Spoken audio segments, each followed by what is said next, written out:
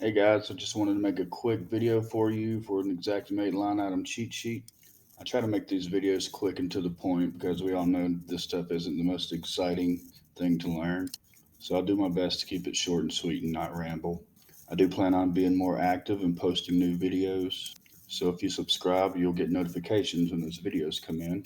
And if you don't mind leaving a like, that's really helpful to me as well.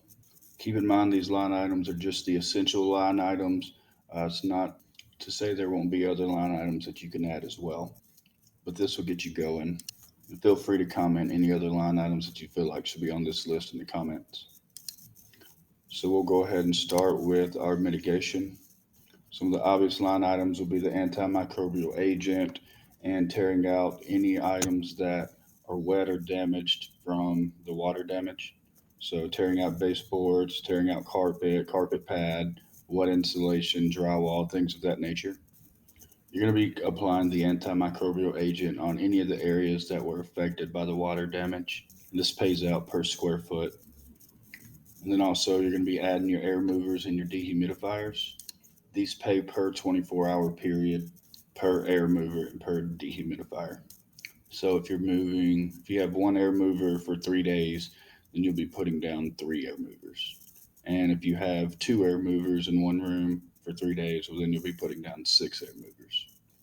Also, don't forget to charge for your equipment setup and tear down and monitoring. So you'll need to monitor these once a day while you're drying your equipment out and taking measurements.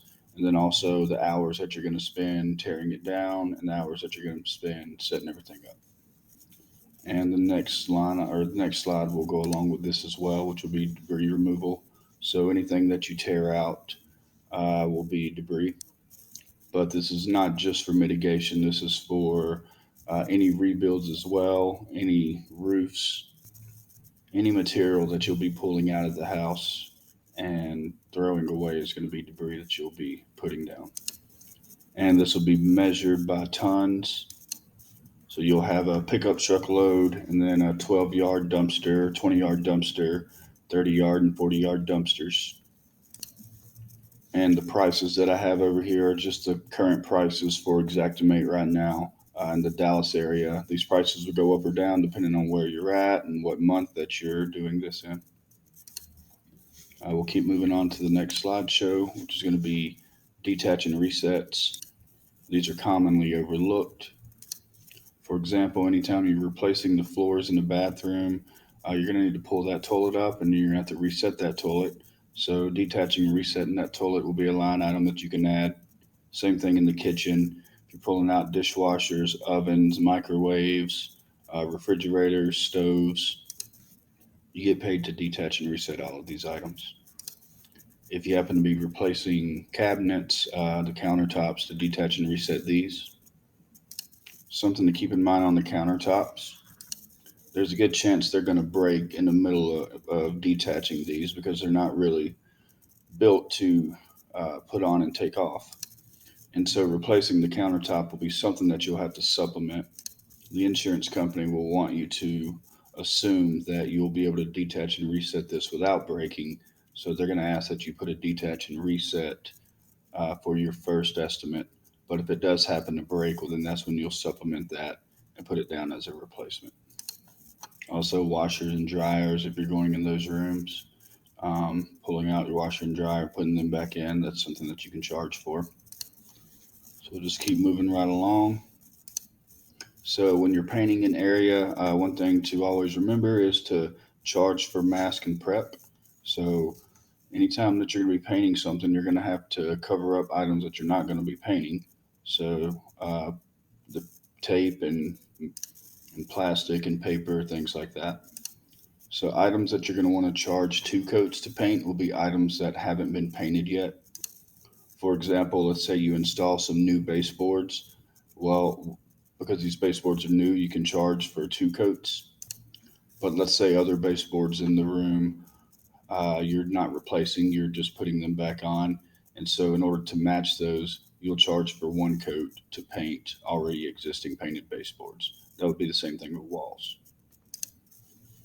And a common line item that a lot of people don't seem to charge for is project management. Typically, you're going to need a project manager on site for commercial and residential, and this is something that you can charge for. It's an hourly rate. As of right now in the Dallas area, looking at Xactimate, the rate is about $80 an hour for commercial, about $70 an hour for residential. Again, this will change going up or down depending on where you're at, depending on when you're doing your project. And the last item I wanted to add was going to be final cleaning. Anytime you finish a project, there's going to be dust and debris everywhere. And so you'll need to make this project back to pre-loss condition. And that includes cleaning up after yourself. So we always send cleaning crews in after we're done just to go over anything that we missed cleaning. And this is charged by the square foot again. Commercial right now is about 29 cents a square foot, and residential right now it's about 37 cents a square foot. And that's going to be it, guys, for the essential line items that we would add. Keep in mind, anything you do on the job you can charge for, as long as it's considered necessary. Something else that I would add that's not a line item but can be added would be overhead and profit. So overhead and profit is 10% for overhead, 10% for profit. The rule of thumb is if you have 3 trades or more, you should be allowed to use overhead and profit.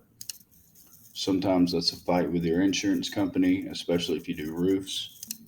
It's also usually not accepted in mitigation only projects, at least from my experience. But I'd rather ask and be turned down than to not ask at all. Again, guys, I'm going to be making more videos, so likes and subscribes really do help. If you have any suggestions on videos, just comment down below and I'd be happy to make one for you. Thanks again.